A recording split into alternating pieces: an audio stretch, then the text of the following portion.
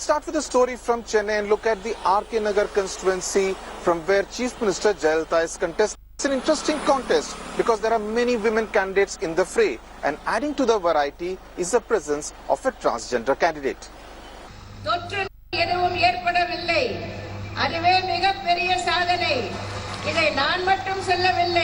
இந்த வெள்ள பாதிப்புகளை ஆராய வந்த மத்திய குழுவினர் மத்திய அரசுக்கு சமர்ப்பித்த அறிக்கையில் இதை குறிப்பிட்டிருக்கிறார்கள். Jayalalithaa, the MLA from RK Nagar constituency in Chennai, patting herself on the back for what she thinks was a job well done during the Chennai floods in December. But on the ground, her voters don't seem to share the sentiment. What we have seen is in the first 3 days, there was not like administration-driven activity. It was more of a people-driven and NGO stuff, right? So it is definitely going to play a major role. Each affected home was paid 5,000 rupees by the government, and the AIADMK would hope that would soften the criticism. RK Nagar has been showered with largesse from Jayalalithaa ever since she became its representative last year. Since June 2015, RK Nagar has got projects worth 180 crore and foundation stones have been laid for projects another 193 crore rupees. What makes the contest in RK Nagar a keen watch is the women power that is jostling for power. Jaya will be up against two women fielded by the DMK and the VCK. Vasanthi Devi of the VCK is an educationist, while Shimla Muthuchoyan is a rookie hailing from a political family. 77-year-old Vasanthi Devi says she's not nervous taking on the Chief Minister. I'm hardly conscious of it. I mean, I don't consider my work as something that is opposing the other candidates. Transgender Devi is also in the running.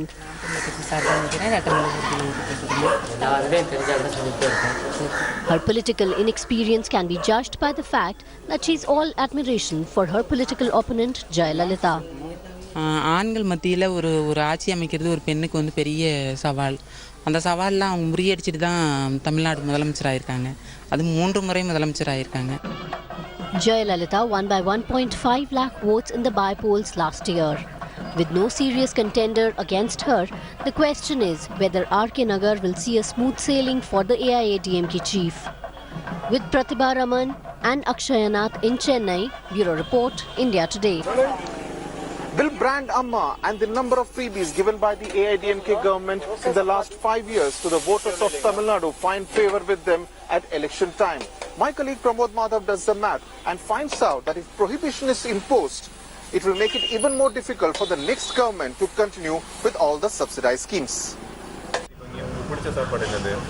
Ramesh's weekly salary of 3,000 rupees is not enough to take care of his needs in an expensive city like Chennai. He feels grateful there is Amma canteen to take care of the food needs of 5 members of his family. ஒரு நாளைக்கு சாப்பிட்டா ஒரு 20 ரூபா 30 ரூபா சாப்பிடலாம் அவ்வளோதான். ஒரு நாளைக்கு 100 ரூபா ஆகும் ஒரு நாளைக்கு. Jayalalithaa to a large extent will be banking on the goodwill of brand Amma to win the 2016 elections. The freebies, which include the mixer grinder, fan, laptops, school kits, saris, dhotis, baby kits, mobile phones, cycles, even free goats and cows, come at a whopping 21,650 crore rupees since 2011. Then there are the subsidies in the form of Amma canteen, Amma cement, Amma pharmacy, Amma salt, Amma water. The AIADMK defends the expenditure, saying families that are not well off are gaining from the government coffers.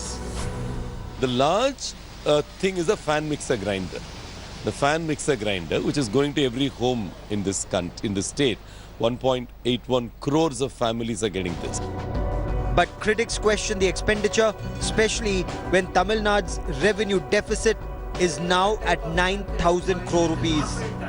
The outright freebies and social welfare programs, we have to make a demarcation between these two. The one-time give-outs, that's what called freebies. Whereas PDS, midday meal schemes, the things that supporting system that is being provided to school children and other things, that we cannot criticize. She sells liquor, she gets money. she spends for the freebies. Who else will not do it? Thank you. What will be the future of these schemes post May 19, especially when all the political parties here are promising prohibition? The government exactly earns 30,000 crores from the sale of liquor, and that is roughly the amount that is being spent on freebies and such subsidized schemes. Pramod Madhav in Chennai, for India Today. At election time, inter-caste marriages and honor killings are delicate issues that political parties and politicians normally do not talk about.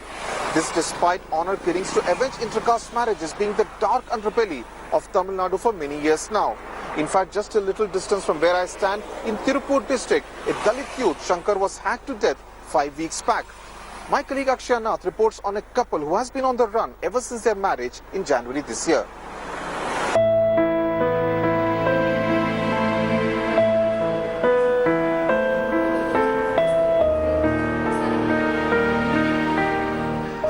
Fear is what marriage gifted to Sandhya and Shivaraman.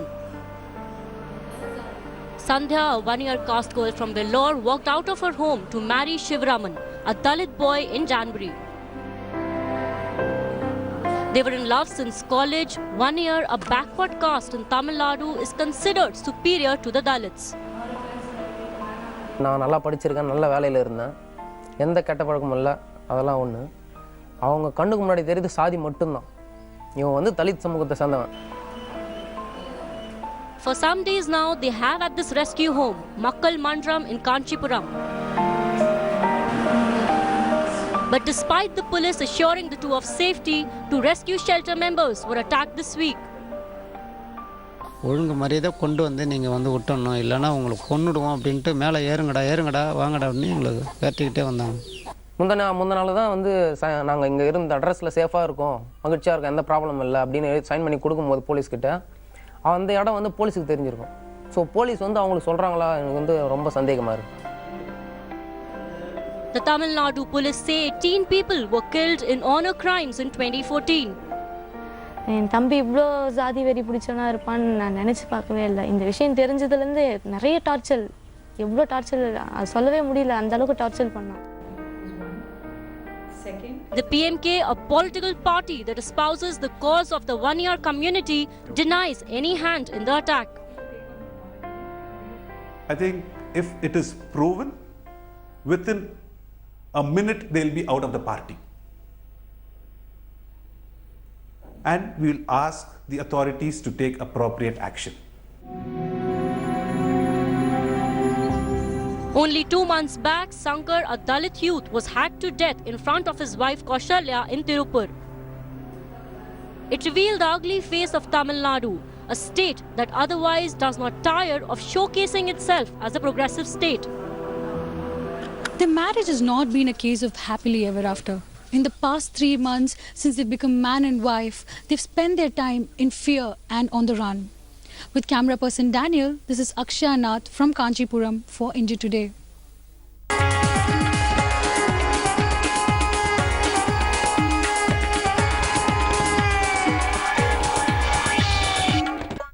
It's election season in Kerala and politicians cutting across party lines are busy making friends on Facebook or finding new followers on Twitter. Revathi Rajivan sent us this report.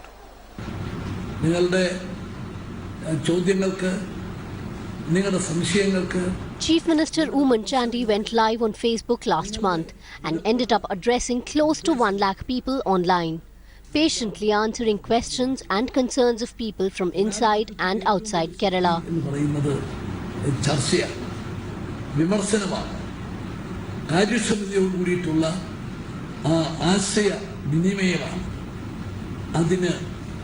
ഇതൊരു നല്ല വേദിയായിട്ട് ഞാൻ കാണുന്നു.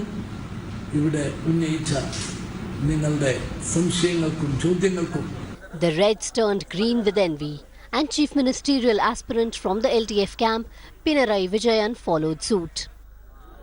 Such is the craze to have a presence on the social media this election that even 92-year-old V.S. Achuthanandan had signed up on Twitter. നവമാധ്യമങ്ങളിൽ കിട്ടുന്ന അവസരവും അല്ലാത്ത അവസരവും എല്ലാം തന്നെ ഭരണവർഗത്തിൻ്റെ ദുഷ്ചെയ്തികളെ തുറന്നു കാട്ടുന്നതിന് വേണ്ടിയിട്ട് എല്ലാ മാധ്യമങ്ങളും മീഡിയകളും എല്ലാ അവസരങ്ങളും ഞങ്ങൾ ഉപയോഗിക്കുന്നതാണ്. Posters and flexes dominate road and wall spaces during election time. But with the summer heat in full fury, politicians have realized the advantage of wooing voters at the click of a button. Revati Rajavan for India Today.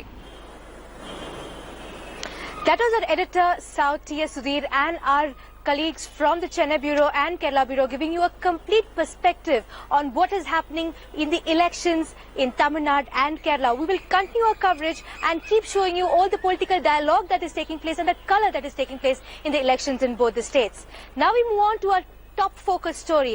A shocking incident has come to light where an Indian priest who has pleaded guilty of child sex abuse in the US has now been rehabilitated by the Vatican Church in Tamil Nadu. Now an American woman who alleges that she was raped by Father Jayapal as a minor has sued the Indian church and said that she's outraged and stunned. India Today is the only channel who brings you a complete perspective, and we bring you all sides of this story.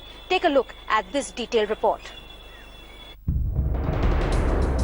Father Joseph Jayapal, a senior priest of the Catholic Church, was quietly rehabilitated in India earlier this year, after many years at missions abroad. But his arrival back home has sparked a massive controversy. Because Father Jayapal last year pleaded guilty to sexually abusing a minor. A second victim who claims she was raped by the Indian priest in 2004 has now stepped forward with outrage as well as a court case seeking damages over her alleged attacker being given a new home in India. So most of the abuse occurred just because of my absolute trust within the priesthood and within the Catholic Church. And Father Jayapal was often violent, as in using threats against my life and my family's life to get me to cooperate with him. Megan Peterson has claimed she feels abused, degraded and re-victimized all over again, and furious that the Vatican could have put a guilty molester priest in a position to abuse other children too. He is not given any responsibility. He is given just a resident. No responsibility, no commitment, no ministry. They don't know how dangerous he is, how cunning he is. And so that compounds our alarm and concern for all those kids in India, in that diocese, that don't know. While the OT diocese in Tamil Nadu says Father Jayapal has not been reinstated but only given residencies, there are big questions. Do Father Jayapal and the church owe more answers? And can the shock of a prior victim simply be ignored as a legal nuisance? With camera person Vijay, this is Akshay Nath for India Today. The angry young man of Malayalam cinema, Suresh Gopi, has been nominated for the Rajya Sabha seat. All this and more after this break. Welcome back. Now, the Karnataka CID has decided to come down heavily on those men who were behind the paper leak in Karnataka, which we saw recently. They have decided to invoke the Karnataka Organized Crime Act, and this is one of the most stringent acts that has been invoked ever in the state. Now, this is for the first time the state has decided to do this against those who are involved in the leaks in the state, and by this the police want to ensure that all those who have been involved or are part of the racket do not indulge in such activities again. Now, the chemistry paper was leaked not once but twice, and that turned out to be a wake-up call for the police on the existence of such a deep-rooted racket. Now, the man behind the PU paper leak has been identified as Shiv Kumar, and he has applied for anticipatory bail. The man was a retired school teacher and has connections with many political leaders as well as people who are very influential, seem to have helped him in this racket.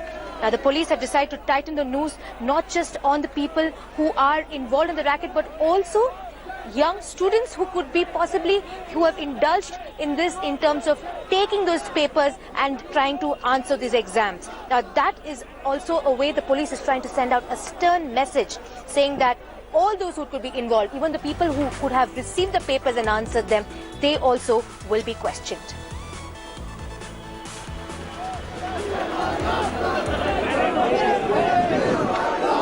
The Karnataka CID has decided to invoke COCA in the PU leak case. So, this is the first time that the state has actually done this? As far as an organized educational racket or examination racket, yes. This is the first time we have invoked COCA on such an offense. So, very stringent action, especially by invoking this act. So, are you looking at this as a deterrent so that you can at least nip it in the bud? We have seen that from 2008, Shiv Kumar has been a repeated offender. So, you're hoping that this would at least act as a deterrent?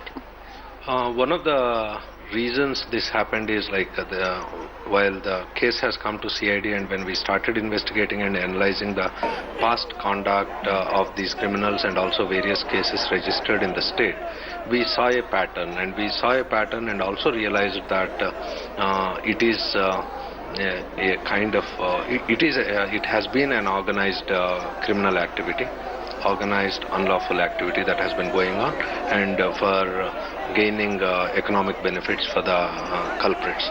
So once we realized that this is a crime of this nature, and when we looked at what are the ways to curb, because since 2008 more than 10 cases, 6 of them have been in various police stations and remain about another 4 cases were done by CID. Despite these cases, there was no real deterrent that stopped the people from indulging in such kind of rackets. Well, now Malayalam superstar Suresh Gopi has been nominated to the Rajya Sabha seat. Suresh Gopi has been the star campaigner for the BJP in Kerala this year during the elections.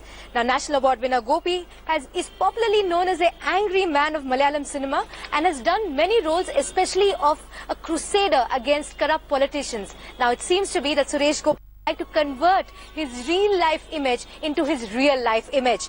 As soon as the announcement came, Gopi said that as a Rajya Sabha member, his focus will be on conserving water bodies and regeneration of water bodies in the country. News that is coming in the bulletin. Vijay Mallya has refused to divulge details of overseas assets to the consortium of banks that filed the case against him. Mallya has filed an affidavit. In a sense, did not reflect the true Indian cultural ethos, did not represent our plurality. But do you believe that Asauddin Owaisi, because he said